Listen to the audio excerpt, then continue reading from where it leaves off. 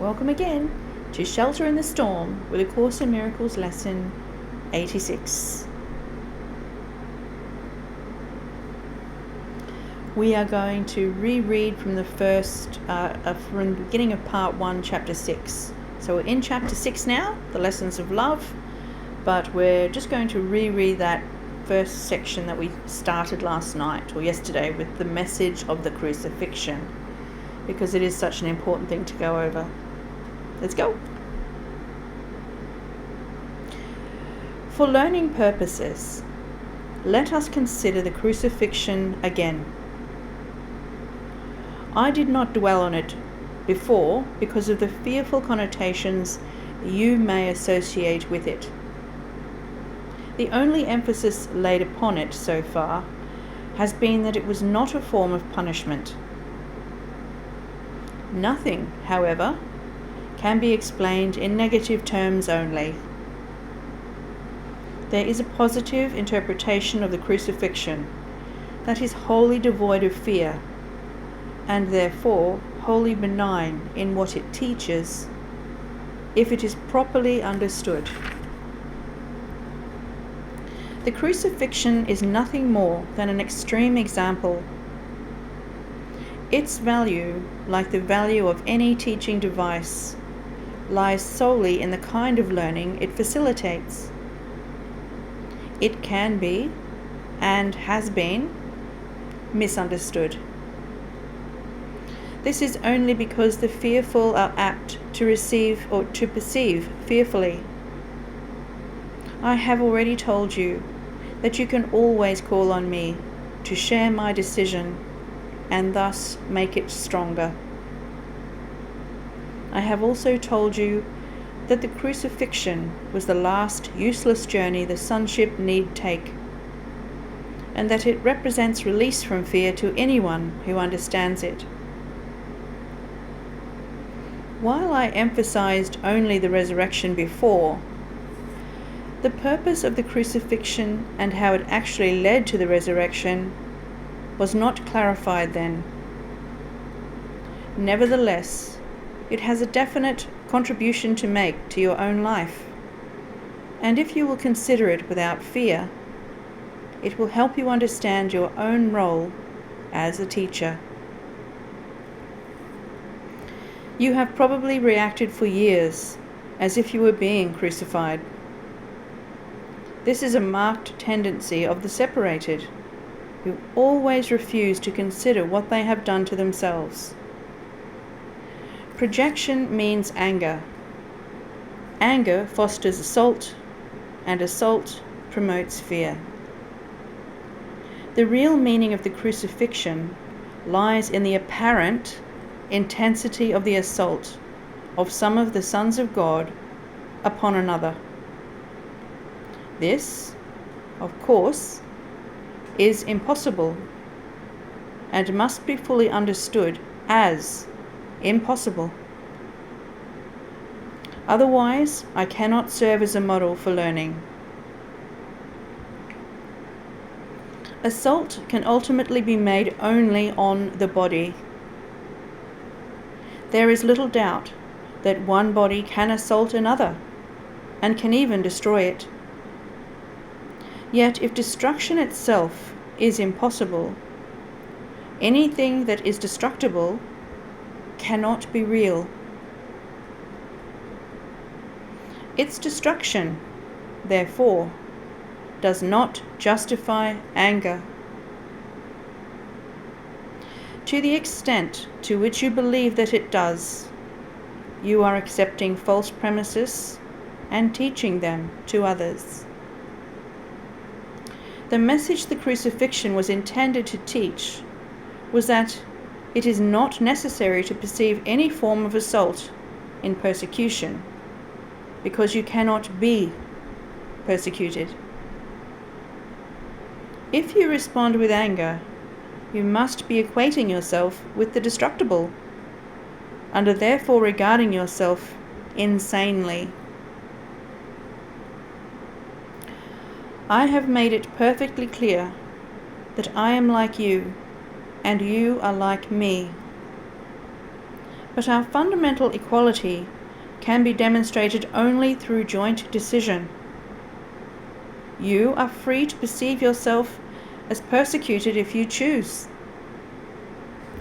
When you do choose to react that way, however, you might remember that I was persecuted as the world judges, and did not share this evaluation for myself.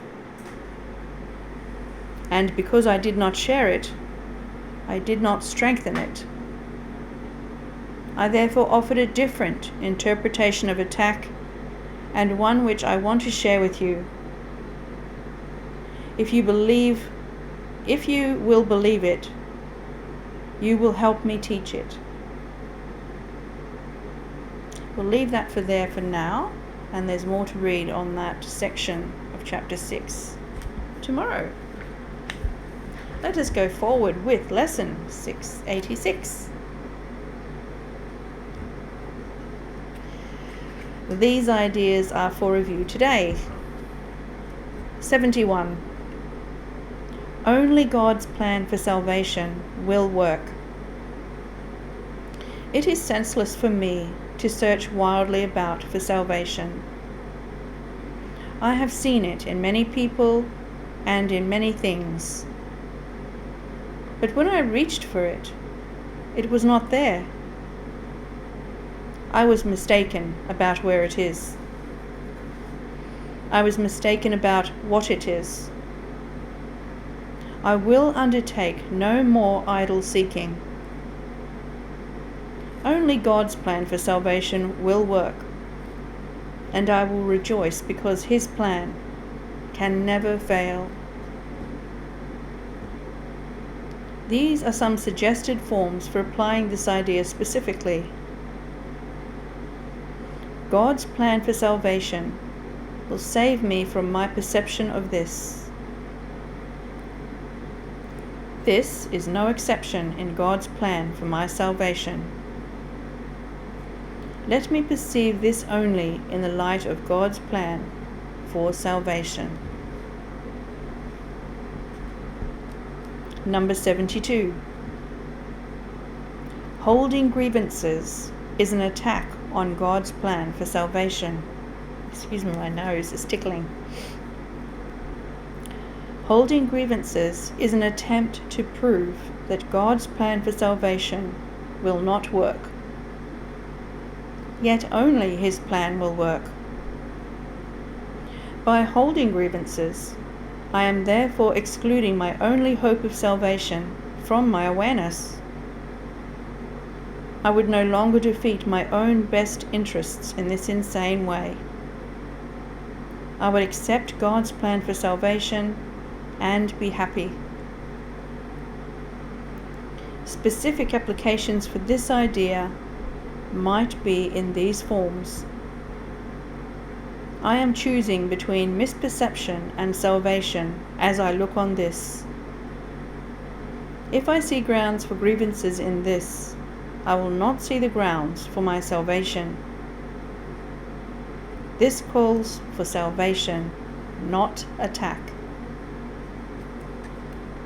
So those are our lessons for review. Lesson 86, Lesson 71, Only God's plan for salvation will work, and Lesson 72, Holding grievances is an attack on God's plan for salvation. Excuse me, my nose is going a bit crazy. And Jesus' comments for Lesson 86, Review 2, Part 6. You are blessed beings. Indeed. I am that one you know as Jesus. And this is one of the core teachings of A Course in Miracles. When you judge and hold grievances, when you say, you shouldn't have done that, it shouldn't be this way. This is wrong. You, in fact, attack God in the sense that something is happening, and this is what the universe is expressing at this time. When you argue with reality, in the world in which you find yourself now, we use this word reality with a small r. You fight with God. It is that simple. The thing you dispute has already come into being. It is there. It is important for you to truly understand the extreme power of acceptance. When you stop arguing with what is and go into a place of acceptance, even if you don't want more of what is right now, it benefits you to accept reality, because that is what has been decided upon. That is what has manifested, and there's no point in arguing with it. It is what is. Sometimes what is seems bad. Sometimes what is looks like something you don't want. The death of a loved one, or lack of money. But it is what is. You are foolish and wasting your time to argue with what is. You may shift and change your perception. You may work on becoming more loving as a consequence of what is. You cannot change it. The world does not hold your salvation. Look inside for your salvation. Look to love for your salvation.